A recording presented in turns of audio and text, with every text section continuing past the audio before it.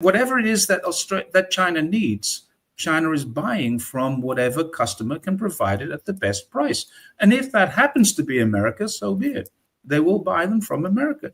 China doesn't have, I have never yet met a Chinese person at any level of society. I meet people in fairly high government positions. I've never yet met anyone who dislikes Americans. We don't here.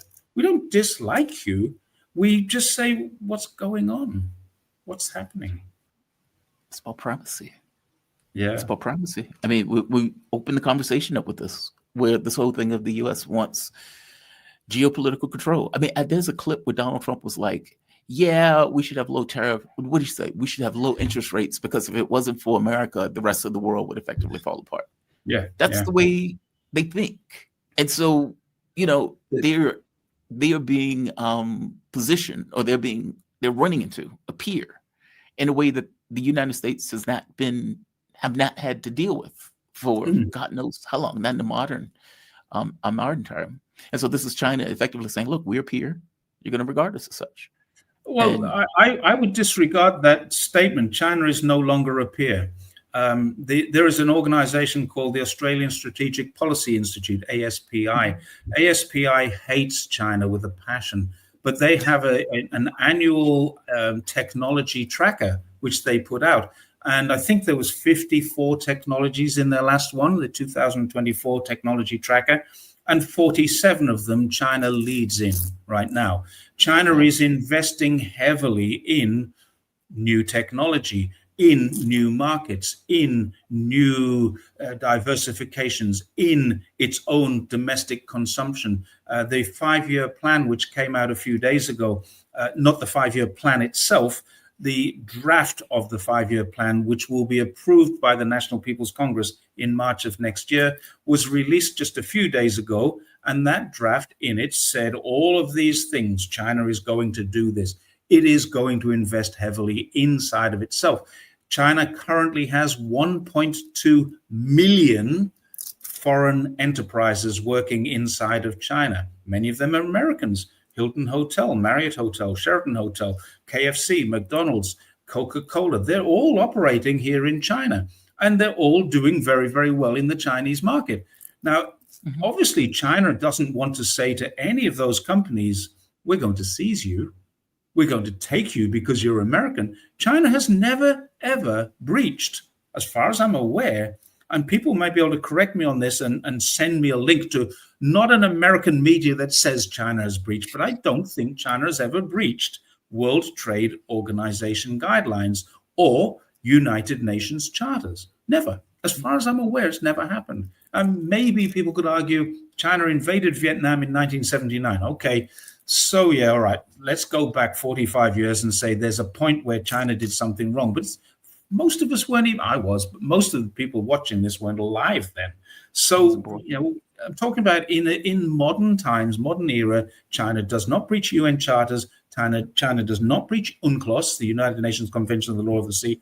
It does not breach criminal law, international criminal law, or the International Court of Justice. It does not breach UN charters. It simply abides by everything that it's set to abide by. And this is why it won't sanction countries like Israel or Russia or Ukraine or any other country for that matter, because it bides its own time and it keeps its own counsel and it refuses to interfere with the internal affairs of other nations. That's China for you. We could, I mean, a lot of your viewers might be going, well, hang on, didn't they do this? Didn't they? No, they didn't do this. You're told that they did. You're misinformed that they did. China doesn't do this stuff. And sure. You can have articles that say they do, but proving you would get Scott Benson. All sorts of stuff, right? It's what I said before. Bring me evidence. Don't bring me allegations. As someone asked me what my electricity bill is, I got a huge electricity bill the other day. Is one of the questions here.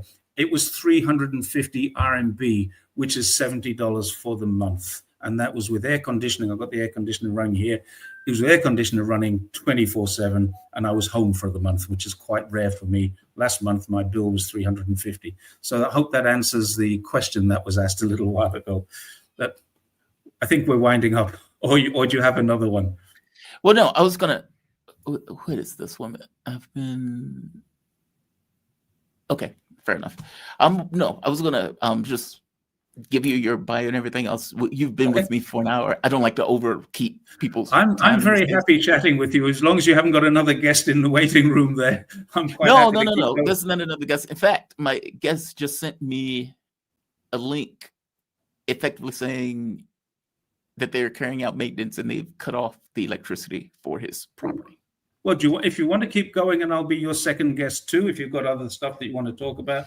Well, I Otherwise, wouldn't mind.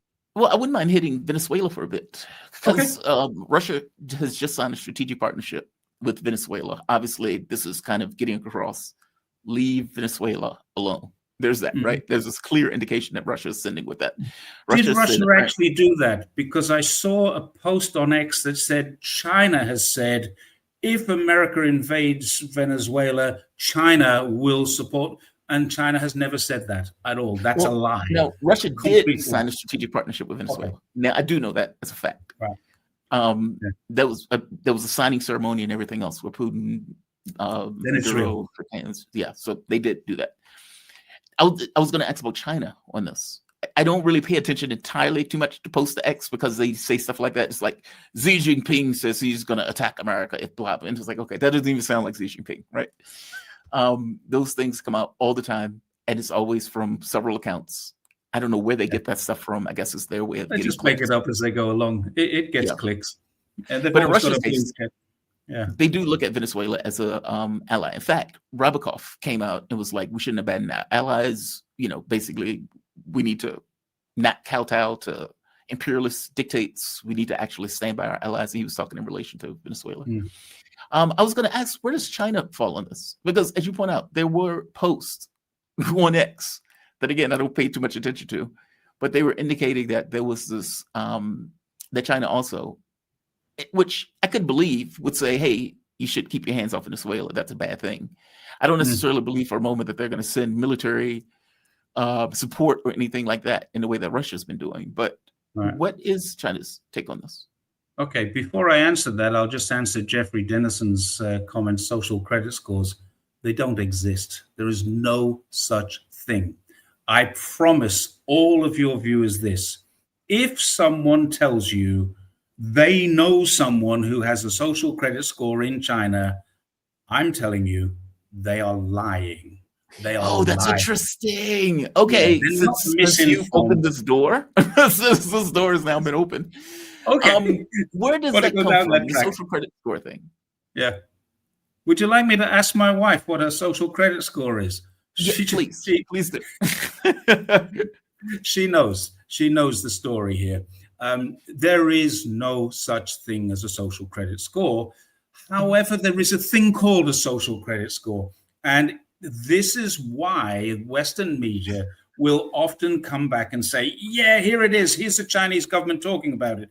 China has a thing that relates to how businesses deal with their community, how they deal with their suppliers, how they deal with their customers. And they call that the business social credit score. So in other words, Chinese businesses must comply with a set of rules and guidelines in order to not have disgruntled customers, in order not to have disgruntled suppliers. There's a social credit score on companies. There is a financial credit score for all individuals who are over 18, have bank accounts, debt loans, and things like that, same as everywhere else. And that is the full extent of the social credit score. There is no such thing for a personal social credit score. Now, what we can do, I've been involved in charity for many years in China, disabled people mostly, disabled sports particularly, because I ride my bike across China to raise money so disabled athletes can go to competitions and things like that. Now, I've been invited to apply to join this app, or as they call them in China, this APP. I've been invited to join this, and if I were to join it, I would get some points of credit. So then if I get caught speeding in my car, I don't even drive, but if I get caught speeding in my car, if I get caught jaywalking, they look at this and go, this guy's a good guy, let's give him a warning. But then they'll send me a message that says, hey, we know you're a good guy, but you did this wrong, so we're going to give you a warning this time, and you won't get a penalty. If I get a penalty and I get 3 points or 4 points, whatever it is on my license, and I have to pay the fine, I have to pay the fine. I can't get out of that. But I don't want these points on my license. So I can go to the government office and say, I'd like to volunteer. And they say, okay, well, we need people to control traffic on this junction on this day. We'll give you this training. We'll give you a flag and a yellow jacket. And you go and control that junction. And you do that for 10 days, 3 hours a day or 2 hours a day at peak hour. We will give you a reprieve on your 3 points on your driver's license. So you can actually get benefits, but you cannot be punished. There is no system in the world in China, anywhere in China, that punishes you for not doing something other than the punishments that you get for breaking ordinary laws. Drive too fast, don't put your seatbelt on the telephone on your car, whatever it is. If you get a punishment, that's a punishment, but you can work it off on your social credit score. So it is purely for the benefit. Now, there's another aspect to it, which is even more beneficial. If you are a migrant worker, so I know about this from a show that I did with Guangdong Television a while ago. I met a lady who was a migrant worker who came from Gansu to Zhongshan, totally unqualified, 17-year-old girl, 10 years of school education, got a job on the front gate of a factory making clothes as a security guard. After 12 years, she was married, she had a baby, she was working in the factory, she'd moved up through the ranks, been at the same factory all the time, and she wanted to get her child into the local school, so she started volunteering. She was outside the school with the stop slow sign, helping the kids cross the road, doing school dinners and lunches and things like that. And they gave her the credit that she needed to get her kid into the local school instead of sending her kid back to Gansu, where her registration is, and that's where the kid can go to school for free. Every kid goes to school for free, but only in the place where the parents are registered. So she's registered in Gansu, she's living in Zhongshan. Now her kid went to school. I met the kid, he's a university student now. She is now the general manager of the operations of that factory. And she came here as a 17-year-old with no qualifications. And she's a member of the National People's Congress, which is why I was able to meet her. Ordinary lady, very, very nice person, didn't speak a word of English. My Chinese is not good enough. We used a translator. I'm functional, but we used a translator. But that shows you what this can do. This is purely 100% beneficial to the people. So the guy who asked about the credit score, that's the credit score. Now, There's the reason no that they got negativity about it. Now, the reason the guy asked that is because in the United States, what you would see is, let's say on Twitter or somewhere like that, it would be a homeless man and he would be on the street and it was like, this guy's credit score dropped too low.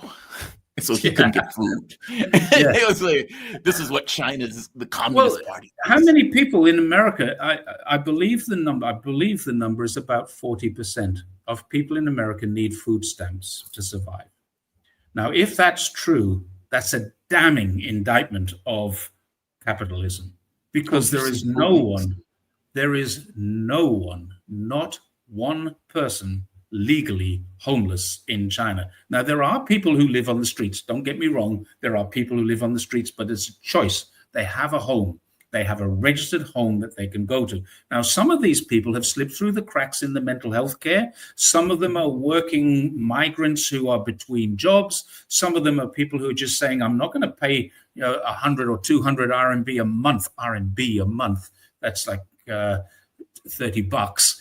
200 RMB is $30 for accommodation when I can live under this bridge for free. This is how they save their money. So there may be people who are in between jobs. There may be people saving money. There may be people who have fallen through the cracks in the mental health. But they do get asked by the police, are you all right? Do you need anything? And if you do, they will give it to you. They will help you to get housed. There is no such thing as housing. They built some housing accommodation in Shanghai a couple of years ago during a very bitter winter. And they put people in it who were migrant workers choosing to live on the streets because it was bitterly cold. So there's no legal homeless here.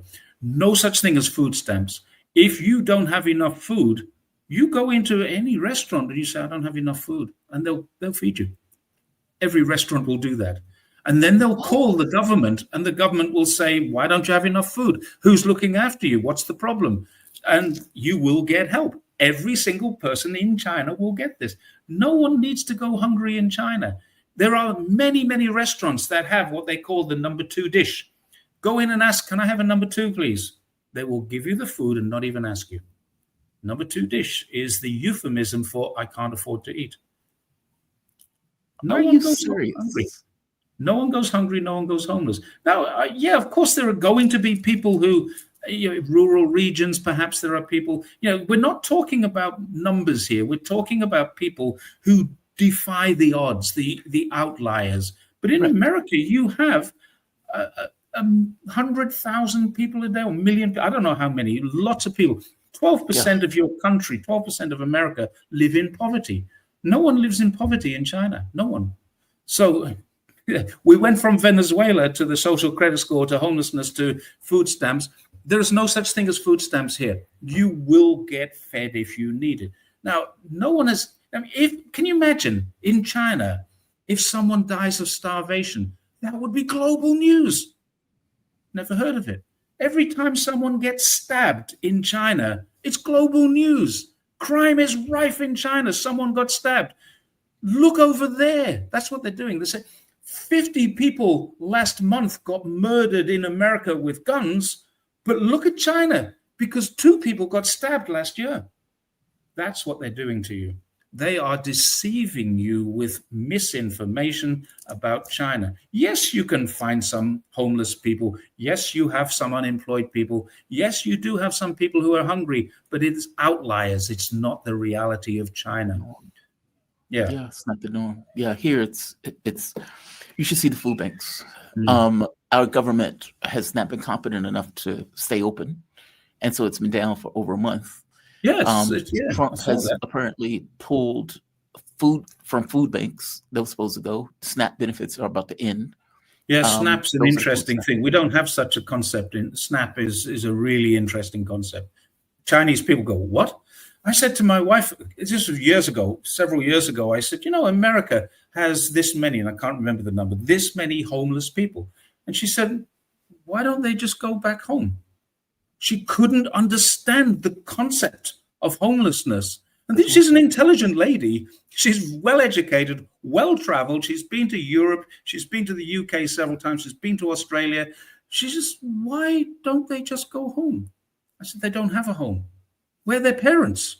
Well, maybe their parents are dead or their parents don't want them. What do you mean their parents don't want them? If they haven't got a home, their parents will take them. This is just a concept that Chinese people cannot get their heads around. You've even created a new word, vehicular residents. People who live in their cars, for Christ's sake. Yeah. 20 years ago, no one in China had a car. Now everyone's got a car. They want to live in it. It's so good. But this is a really crazy, crazy phenomenon. People here cannot get it. Why don't they just go home? It's a very simple question. It's a different mindset. I mean, like, the individualism thing is often triumph as, this is the gold standard. This is a great thing. But it also breeds individualism. Like where, hey, man, I got my issue. You need to figure out yours. Like it's I get the sense that China has a higher social, what do they call it? Social, what's social compassion? That's not the word for it. We have communalism as opposed to individualism. This is a psychological factor. This is one of there are 2 very, very famous, globally famous psychologists, Gerd Hofstede and Alfonso Trompenas. These 2 guys are globally famous psychologists who have identified features of each country. And America is individual. China is communal. China is a communal living. Someone just said it's 1,000 people died last month of gun deaths. That will include the suicides as well. So it's probably, I don't know the number. I was just throwing a number up there for the purposes. But 1,000 people Exactly. died of gun deaths last month. That's 100,000 a year, more than. So anyway, you have these two guys who have identified different dimensions of culture. The hierarchy, the power distance index is one. People in China respect the hierarchy, the father figure, the teacher, the doctor, the professor, those kinds of people, and the government. And people in America don't have the same degree of respect. So when you look at the power distance index, America is this big and China is up there. So what that is China respects. China wants the government to look after them. Different concept. Then you've got things like long-term just orientation. To interrupt quick, that's a legitimacy thing too, though. Meaning the power needs to be legitimate and they need to be competent. And when there's not necessarily, not necessarily so. If your father is a bad father, he's still your father in China. If your mother's a bad mother, if your boss is a bad boss, they're still your boss. There's a hierarchical structure that is accepted. Now, we as Westerners look at this. We've actually gone into my topic. This is what I business consulted on. I have a master's degree in cross-cultural change management, and this is where I focus my issue. Western managers have a philosophy that says this is how we're going to work. Chinese workplace psychology has a very different philosophy that says, no, this is how we're going to work, and never the twain. This is like putting two magnets together the wrong way. They don't go together. So what I had to do for a period of time during my working life was train Western managers at the same time as train Chinese workers to deal with each other. That's how we did it. So this hierarchy is real. Long-term orientation. Chinese businesses will say, let's invest this for the next 20 years because in 30 years' time, this is going to be good. That's how China has done what it's done. It started 25, 30, 40, 50 years ago and said, we're going to do this. Hu Jintao was the guy who said, we're going to scientifically develop China. And Xi Jinping is now continuing it. And it's been going on since Hu Jintao was here 20 years ago. So that's how that changes, long-term orientation. And then we've got things like gratification. Chinese people will eat bitterness, they call it. They will suck horrible societal things in order for their future to be better or their children's future. So you'll see parents sacrificing everything so their children can get ahead and their children will help them later in life. Long-term orientation. So these are the different things that we have in our different cultures that say, why do we misunderstand the Chinese so much as Westerners? Why do the Chinese misunderstand us? But the fact is, Chinese people understand us far better than we understand them. They specialize in understanding us, and we ignore them. And that's part of this dimension of culture. Americans are exceptional. We are special when we're American. You are not. Everybody else is not American, so therefore don't worry about it. And your quote about what Trump said, if it wasn't for us, the rest of the world would be whatever the rest of the world is. I saw that as well. So he says that because he believes it. Not because it's true, but because he believes it to be true. And many Americans do this. It's called American exceptionalism. So, yeah, you kind of hit a nail on the head with me there. I could talk about that for hours. And we should probably do another show specifically on the difference between Chinese and Western psychology and cultures that changes that we misunderstand. But that's the problem. Yeah, that's interesting. I mean, like, I can't believe your wife. It's funny to me because it's hard for me to reconcile a country that doesn't know or is not overly familiar with homelessness issue, or is not overly familiar with people going hungry. I mean, you must understand from our point of view. Wait. One thing, let me correct you there. China went through hunger. China knows poverty. China knows poverty far better than America knows poverty. America is experiencing poverty now, and you're starting to understand it. China had 100 years or more. So basically from the end of not even the end, about 1850 all the way through until probably 20 years ago. So 140, 150 years, China has known poverty, serious poverty. I mean, there's stories of 30 million, 80 million, 200 million dying. They're all bullshit. Yeah. Every single one of those stories is BS because life expectancy went up, the population grew, but at the same time, they did experience famine. They did experience poverty. My wife was born into a home that had no floor. It was just a compacted earth. The walls were made of straw and bamboo, and the roof was made of bark. And to get water, you went out to the river and got water from the river. And there was no such thing as electricity when she was born, and she's 52 years old. So that's how recent this is.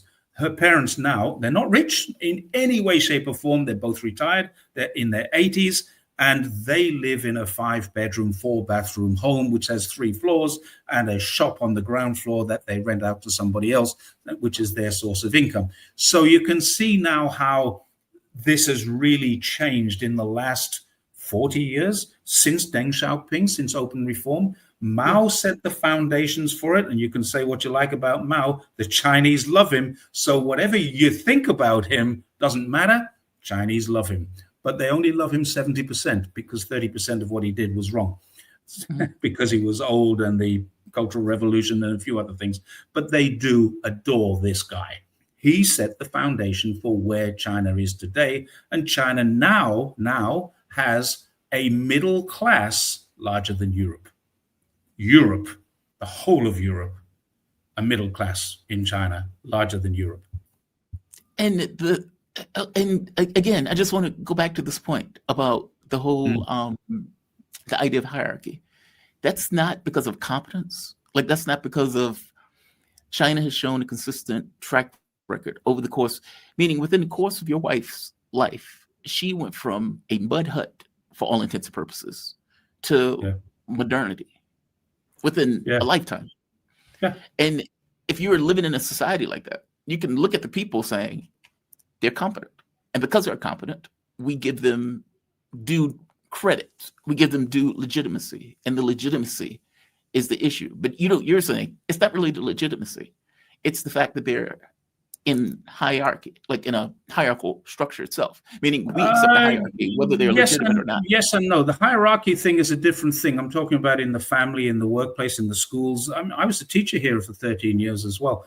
Students here are very well behaved because they have a respect. It's an inherent respect for teachers.